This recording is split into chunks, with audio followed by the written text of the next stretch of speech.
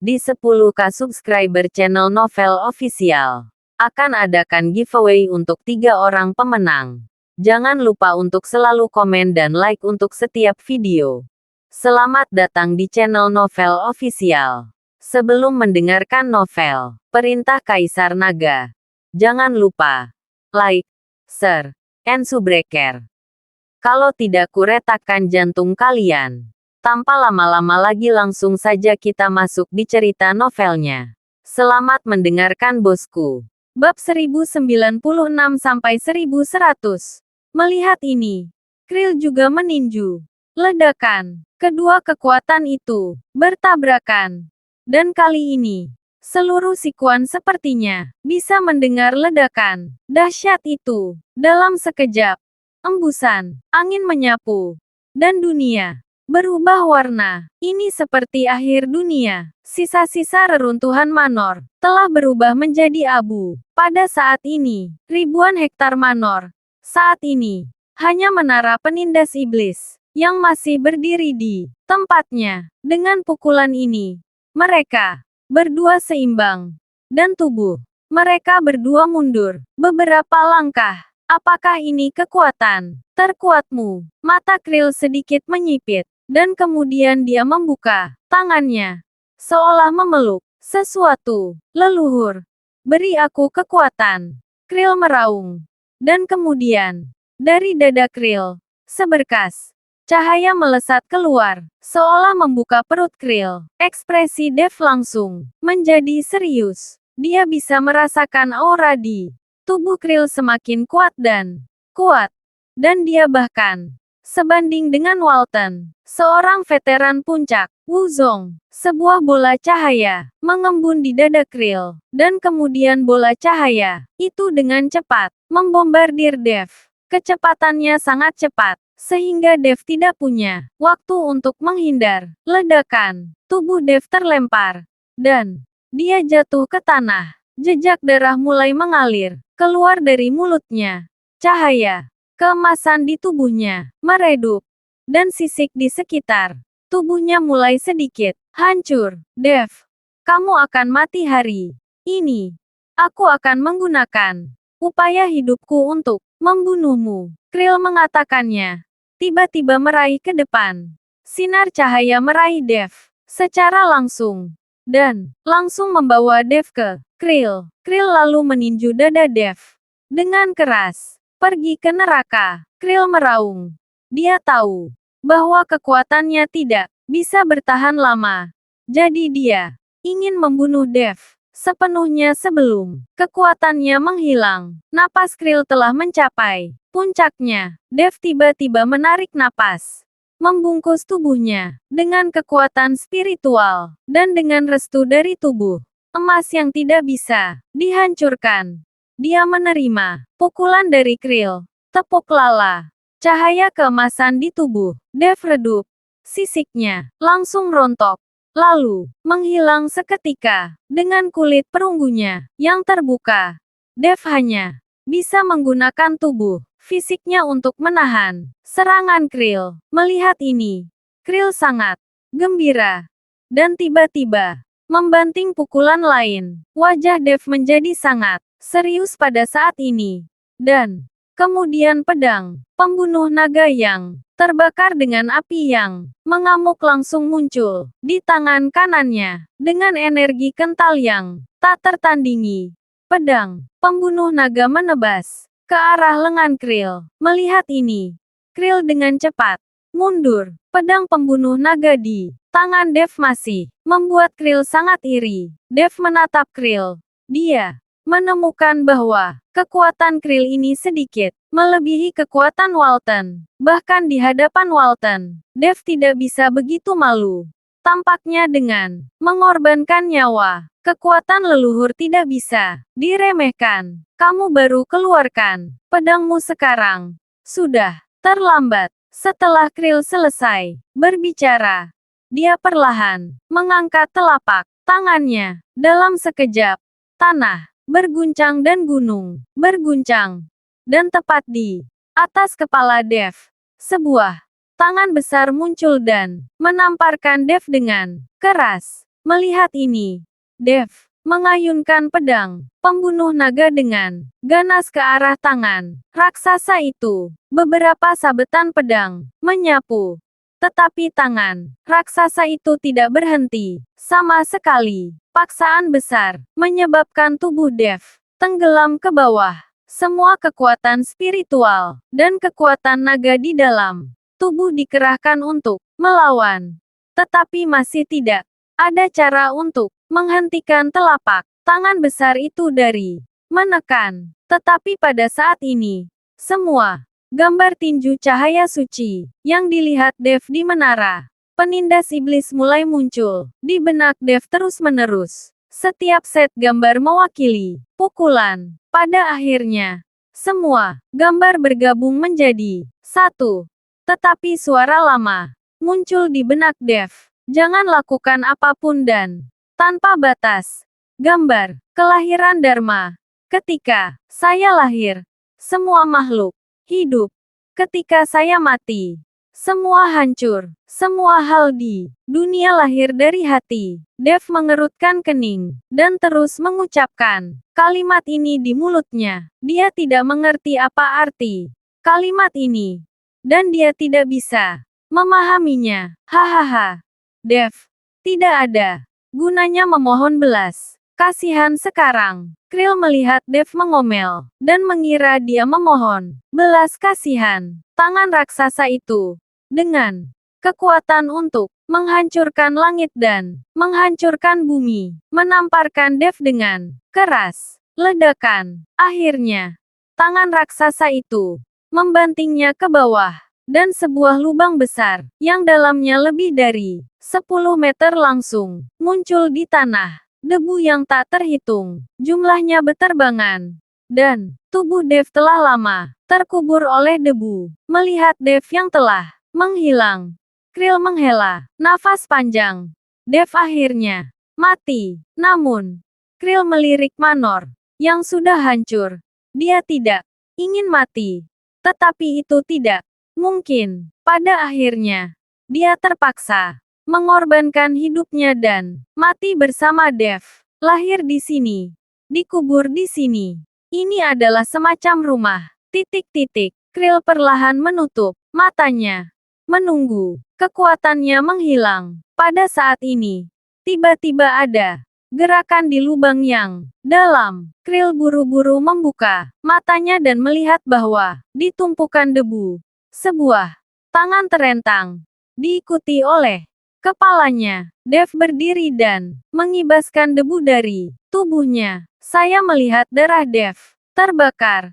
Tubuhnya penuh dengan aura pembunuh dan aura menakutkan menyelimuti udara. Ini, bagaimana ini mungkin? Apakah Dev menerobos? Krill memandang Dev yang napasnya telah berubah dengan kepanikan di matanya. Di sisi lain, mata Dev tumpul, dan dia masih memikirkan kata-kata barusan di benaknya. Semuanya lahir dari hati, Dev berkata, dan berjalan dari lubang yang dalam, selangkah demi selangkah. Krill yang terpana untuk sementara waktu tidak menyerang Dev saat ini. Semuanya lahir dari hati. Aku mengerti.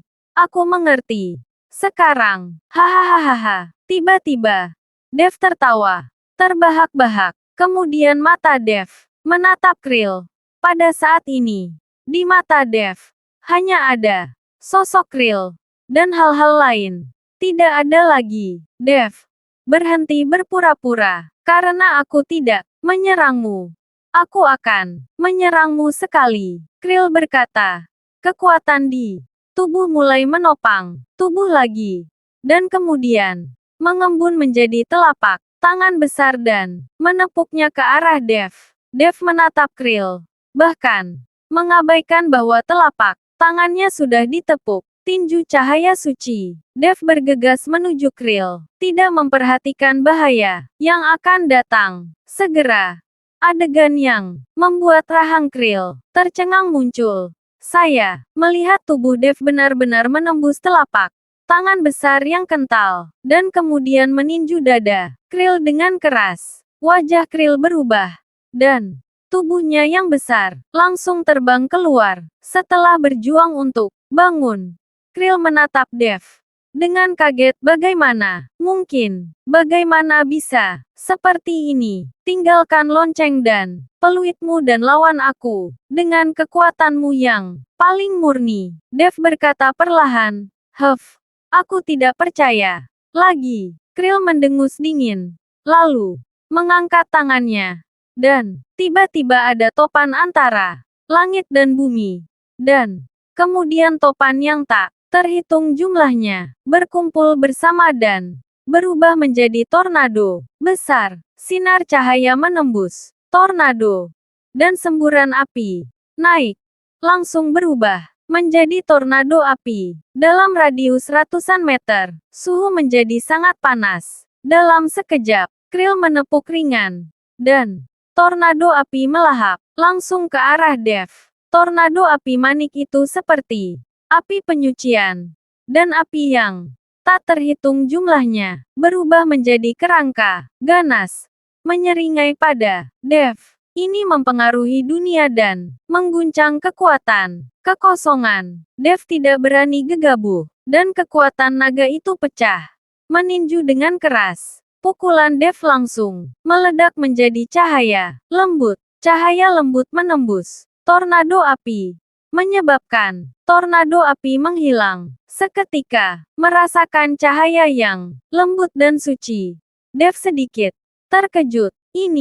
Apakah ini esensi sebenarnya dari tinju cahaya suci? Dev merasa sangat nyaman setelah merasakan cahaya yang lembut dan suci. Alis Krill berkerut dalam. Dia sudah merasa bahwa kekuatan tubuhnya perlahan-lahan hilang. Jika dia tidak bisa membunuh Dev, maka dia tidak akan punya kesempatan ambil darah sebagai timah, bumi sebagai peti mati, dan leluhur memberkati. Krill tiba-tiba menggumamkan sesuatu, dan kemudian menamparkan dadanya dengan telapak tangan. Seteguk darah menyembur keluar. Darah jatuh ke tanah, dan langsung diserap. Bumi bergetar, dan kemudian sebuah pola besar muncul di tanah, dan pola itu masih memancarkan cahaya keluar. Krill meraung, dan kemudian pola di tanah mulai berputar. Satu demi satu cahaya menyala, dan beberapa kerangka manusia dengan hanya kerangka muncul dari pola itu. Krill menggigit jarinya dan mengoleskan darahnya sendiri di kepala beberapa kerangka. Beberapa kerangka tampak menjadi hidup dalam sekejap, dan sekelompok cahaya merah berdenyut di dalam kerangka-kerangka itu, seperti jantung manusia. Melihat ini, Dev mengerutkan kening dengan erat. Apa ini? Menghadapi beberapa kerangka, Dev menjadi sedikit gelisah. Dia tidak pernah berpikir bahwa Krill dapat memanggil hal-hal menakutkan ini. Tampaknya keluarga Gu memiliki banyak rahasia. Ini adalah tulang belulang leluhurku. Sekarang mereka diganggu olehmu.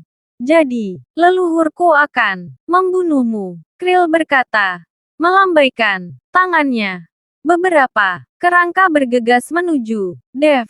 Melihat ini, Dev tiba-tiba mengeluarkan dua tinju. Pukulan kuat langsung mengenai kerangka itu, tetapi tidak memiliki efek sedikit pun. Kekuatan kedua pukulan ini semuanya melewati tubuh kerangka, dan mereka kosong. Haha, tidak ada gunanya.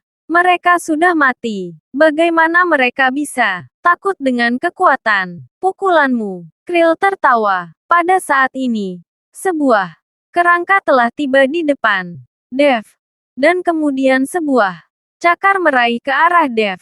Noda darah muncul di depan Dev dalam sekejap. Tubuh emas yang tidak bisa dihancurkan langsung dipatahkan oleh kerangka ini. Melihat luka berdarah di dadanya, Dev tampak serius. Karena kamu menggunakan sihir, maka aku akan menggunakan sihir untuk melawanmu. Dev mengatakannya.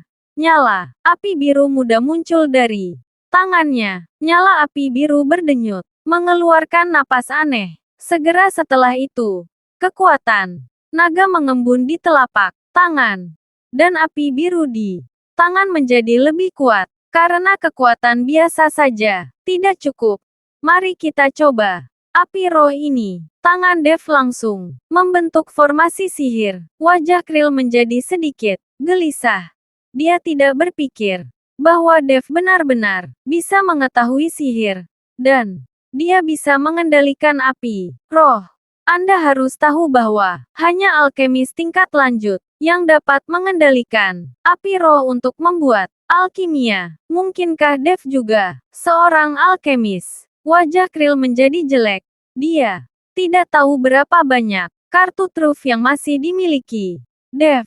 Mengapa Dev sepertinya tahu segalanya? Saya melihat Dev mendorong ke depan dengan kedua tangan, dan susunannya langsung meledak, menutupi kerangka. Secara langsung, kekuatan mengerikan mengamuk pada saat ini, dan api yang mengamuk dengan bantuan kekuatan ini mulai melahap semua yang bisa terbakar. Ini apa-apaan ini? Merasakan kekuatan api roh, Krill sangat ketakutan, sehingga dia mundur lagi dan lagi. Bahkan jika dia sedikit lebih dekat dengan api spiritual, tubuh dan pikiran Krill terasa tidak nyaman seperti dipanggang. Beberapa kerangka berjuang dalam api roh saat ini.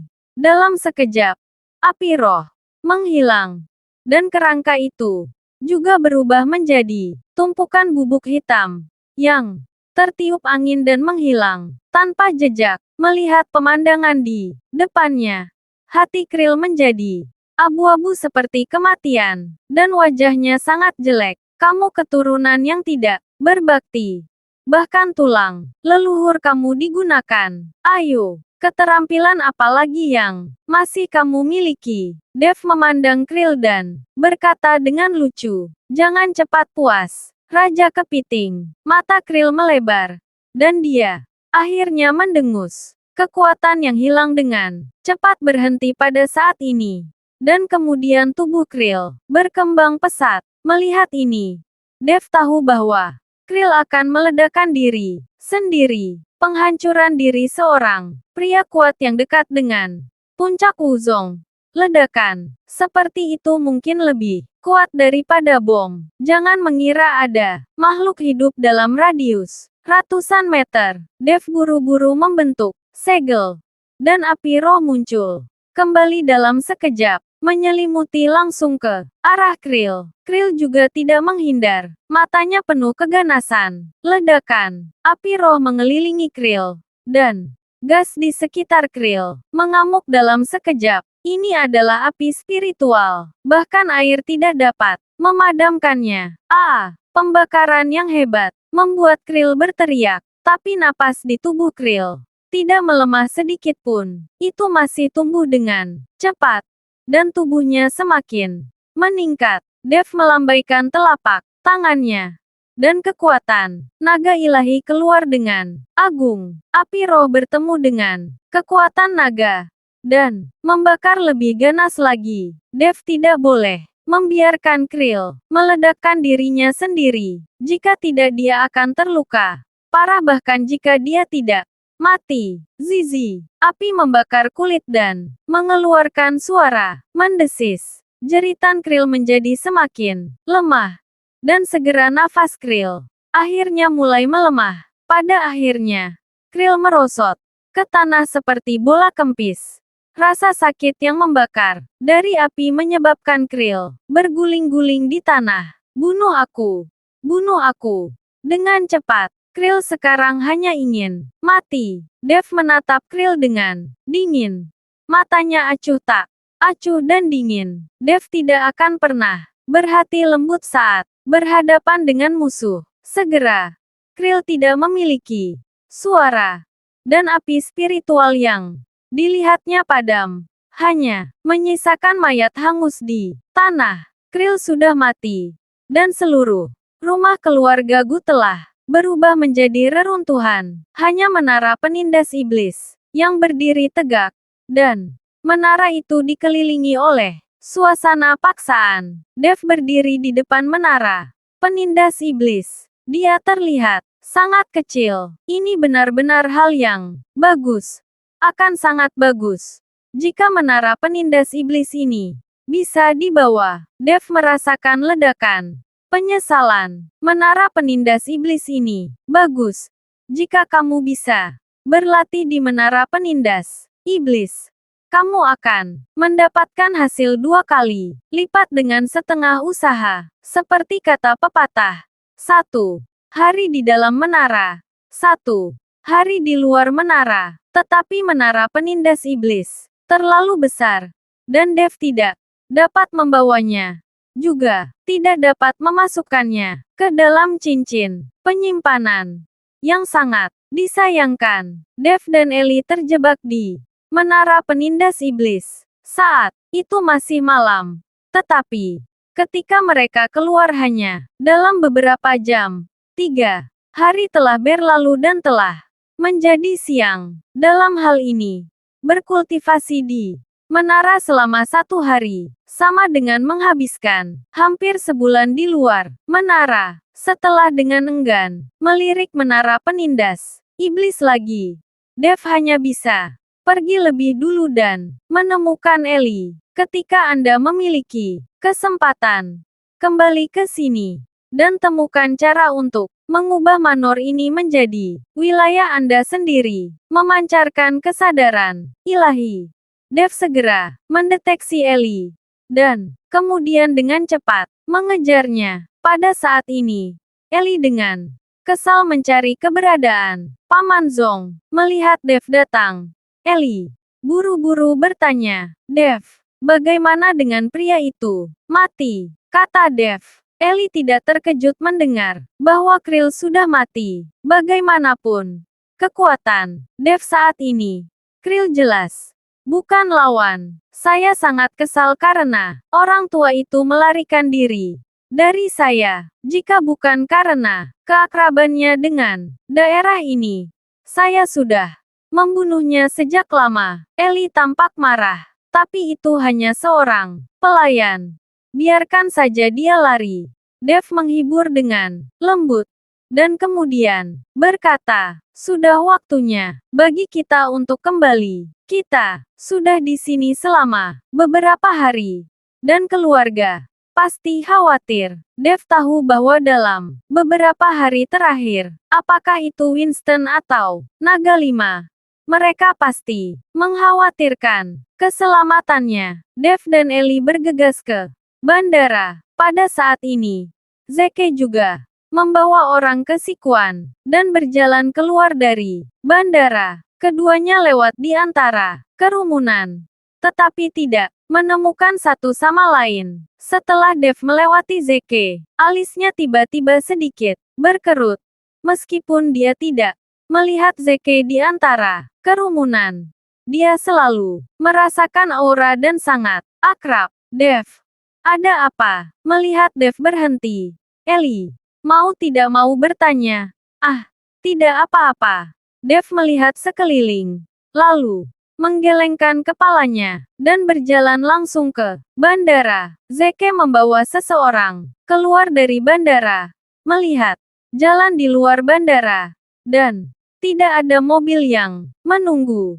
Dan wajahnya menjadi dingin. "Tuan, bukankah Krill Raja Barat Laut ini agak terlalu gila mengetahui bahwa Tuan Muda ada di sini? Dia tidak mengirim mobil untuk menjemput seorang bawahan di samping Zeke," berkata. Zeke tidak mengatakan apa-apa, tapi dia jelas tidak senang. Pada saat ini, sebuah taksi berhenti di depan Zeke, dan kemudian seorang pria tua turun dari kopilot. Pria ini adalah Paman Zong yang melarikan diri dari Ellie. Setelah keluar dari mobil, Paman Zong tampak berhati-hati. Dan kemudian bertanya kepada Zeke, "Permisi, apakah Anda Tuan Ning?" Zeke menatap Paman Zong, lalu mengangguk. Ketika Paman Zong melihat ini, dia menghela nafas lega, dan dengan cepat menjelaskan, "Saya pengurus rumah tangga tua dari keluarga Gu, dan saya sengaja datang untuk menjemput Tuan Muda, Ning, bajingan. Keluarga Gumu terlalu sombong untuk menggunakan taksi rusak untuk menjemput Tuan Muda kita. Pada saat ini, pelayan di sebelah Zeke menegur dengan keras. Paman Zong tampak malu dan buru-buru berkata, Tuan Muda Ning, saya beritahu bahwa Dev sekarang membunuh keluarga Gu. Dan saya juga melarikan diri untuk menjemput Tuan Muda Ning. Bagaimana pemilik keluarga kita sekarang? Saya tidak mengetahuinya dengan jelas. Apa yang terjadi? Bukankah Krill mengatakan bahwa Dev telah ditangkap? Mengapa menjadi seperti ini? Lagi, kamu tidak sengaja menjebakku, kan? Zeke bertanya dengan wajah dingin. Tidak, tidak. Beraninya kita berbohong kepada Tuan Muda Ning. Pada saat itu, Dev memang dikunci di Menara Iblis oleh Patriark. Tapi saya tidak tahu bagaimana Dev melarikan diri. Sekarang Patriark harus melawannya. Paman Zong dengan cepat melambaikan tangannya untuk menjelaskan. Tuan, apa yang harus kita lakukan? Pelayan itu bertanya pada Zeke dengan suara rendah. Sekarang saya tahu bahwa Dev belum ditangkap. Dan dia bertarung dengan Krill. Jika Zeke pergi sekarang, dia pasti akan memiliki konflik dengan Dev. Pada saat itu di Pulau Naga, Zeke dan Krill bergabung, dan mereka tidak dapat menandingi Dev. Bagaimanapun, Dev baru saja mengalahkan Raiden, yang dikenal sebagai yang paling berbakat. Bahkan Walton dipaksa untuk membakar darah oleh Dev. Sekarang Zeke tidak tahu seberapa kuat kekuatan Dev. Jika dia dengan terburu-buru mengikuti Dev ke dalam konflik, maka dia akan terlibat di dalamnya. Itu tidak akan sebanding dengan kerugiannya. Setelah berpikir sejenak, Zeke melambaikan tangannya dan berkata, ayo, kembali. Melihat Zeke akan kembali ke Kyoto, Paman Zong menjadi sedikit cemas. Dan dengan cepat menghentikan, Zeke Tuan Ning, Dev ada di keluarga Gu. Dan dia pasti tidak akan bisa melawan Tuan kita. Dan Tuan kita memiliki menara penindas iblis. Tetapi untuk sebuah pagoda yang diwarisi dari zaman kuno, jika Anda bisa berlatih di dalam pagoda, 1 jam bisa bernilai sehari. Di luar, Patriark kami mengandalkan menara penindas iblis ini untuk menjadi Raja Barat Laut. Sekarang menara penindas iblis hanya dapat diaktifkan oleh Patriark kami. Jika Tuan Muda Ning dapat membunuh Dev dengan Patriark kami, rahasia menara penindasan iblis ini, saya tidak berpikir pemiliknya akan menyimpannya sendiri. Zeke tercengang ketika mendengar ini. Dan kemudian menatap Paman Zong dengan tidak percaya. Apakah ada harta seperti itu? Apakah Anda berbohong kepada saya? Terima kasih sudah mendengarkan cerita novel Perintah Kaisar Naga. Sampai jumpa di cerita selanjutnya.